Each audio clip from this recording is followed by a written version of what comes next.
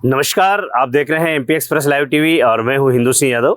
हम हर दिन नई अपडेट के साथ हमारे जो ये कहें कि जितने भी आम नागरिक हैं उन तक पहुंचाने का काम करते हैं। आज हमारे साथ में हमारे वरिष्ठ पत्रकार हैं, सामाजिक कार्यकर्ता हैं और श्री नज़ीर अहमद जी हमारे साथ में। हम नज़ीर भाई से जानना चाहेंगे कि आगर के चाहे नर्सिंग होम हो या प्राइवेट अस्पताल हो, आम लोगों से ज़्यादा पैसे वसूला जा रहा है, ऐसा लोगों का कहना है। इसमें क्या राय है आपकी? ये बिल्कुल सही कहना है लोगों का।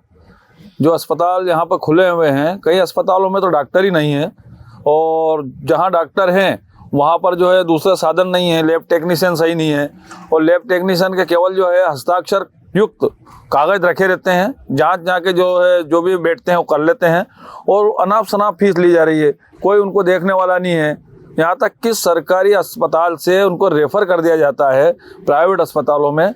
उनको डराया जाता है सरकारी अस्पताल मरीजों को, तो वो इतना डर जाता है कि उसको रेफ़र कर दिया जाता है। जब रेफ़र होकर प्राइवेट अस्पतालों में जाता है तो कई अस्पताल तो ऐसे हैं कि जिनमें मतलब बिना डिग्रीधारी, मतलब जो है कि ये कहें कि जिनको कुछ भी नहीं आता, वो इंजेक्शन लगा रहा है, बाटल लगा रहे हैं, ब्लड टेस्ट कर रहे हैं। कई बार ऐसा देखने में आया कि कुछ जो लैब है उनके अलग अलग परिणाम सामने आ रहे हैं। बच्चों, छोटे छोटे बच्चों की हीमोग्लोबिन की जांच होती है, एक बता रहा है 4.5 ग्राम, दूसरा बता रहा है 8 ग्राम। ऐसी स्थिति में अगर वास्तविकता देखी जाए, जब उस बच्चे को रेफर किया जाता है, उज्जैन जाता है, तो उसका ब्लड कम निकलता है, कुछ ज़्यादा बता देते हैं। ऐसी कंडीशन में बच्चों के जान जाने का भी खतरा रहता है। कुल मिला के ये है कि इनमें सुधार होना चाहिए, क्योंकि गरीब ग्रामीण बुरी तरह से लूट रहा है। शासकीय अस्पताल पे भी कंट्रोल होना चाहिए, और इस तरह से जो लूटपाट हो रही है, लूटपाट के अड्डे खुल गए हैं, कंपटीशन चालू हो गया है सागर के अंदर। भाई कंपटीशन ऐसा चालू है, जो चाहे वो अस्पताल खोल के बैठ रहा है, चाहे उनका डॉक्टर नहीं है, एमबीबीएस नहीं है, नर्सेस नहीं है, लेडी डॉक्टर नहीं है, मगर बस अस्पताल खोल के बैठे हुए हैं। यहाँ तक कि मैं आपको बता दूं कि कुछ मेडिकलों पे, जबकि मेडिकलों पे नहीं होना चाहिए, वहाँ केवल उनको उनकी दवाएं बेचना है, इसलिए बाहर से डॉक्टर बुला के मेडिकलों पर मरीजों का इलाज कर रहे हैं, कुछ तो भी दवाएँ लिख रहे हैं।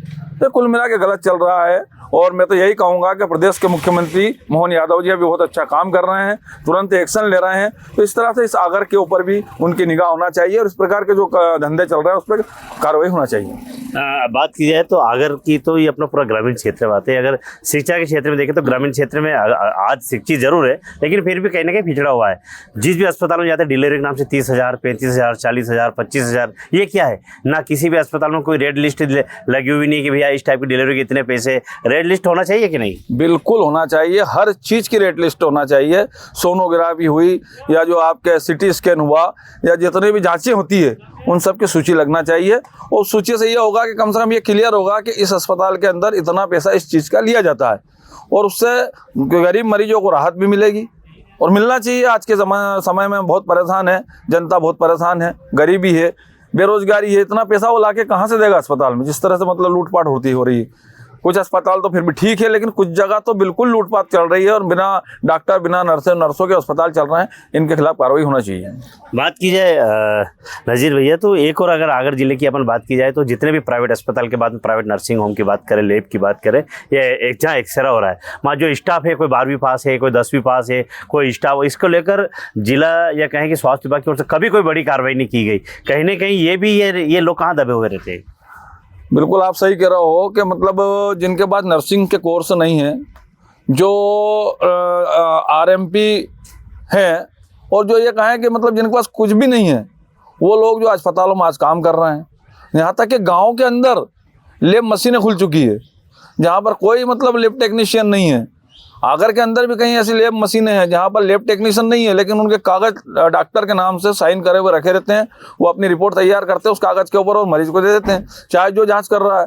भाई जिसके पास डिग्री नहीं है, जिसको कोई मतलब अनुभव नहीं है, वो अगर जांच करेगा तो क्या उम्मीद रखें कि सही जांच आ पाएगी? इन पर भी बिल्कुल निश्चित तौर से कंट्रोल होना चाहिए।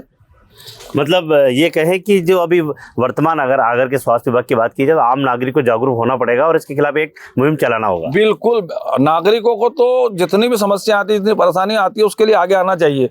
लेकिन देखने में आ रहा है बहुत काफ़ी समय से आगर के नागरिक इस मामले में जागरूक नहीं है। कुछ भी उन पर टैक्स लगा दिया जाता है तो नहीं बोलते हैं, कोई भी किसी तरह की महंगाई की मार लग जाती है नहीं बोलते हैं, इस तरह से मरीजों के साथ हो रहा वो नहीं बोलते हैं। जब भी कभी ऐसा मौका आता है तो मीडिया ही इस चीज़ को उठाती है, और मीडिया ही जनता के साथ को जागृत करने की कोशिश करती है, और मीडिया ही वरिष्ठ अधिकारियों को, नेताओं को इस चीज़ से अवगत कराती है कि इस प्रकार के काम चल रहा है, इस पर कार्रवाई होना चाहिए, इस पर अंकुश लगना चाहिए।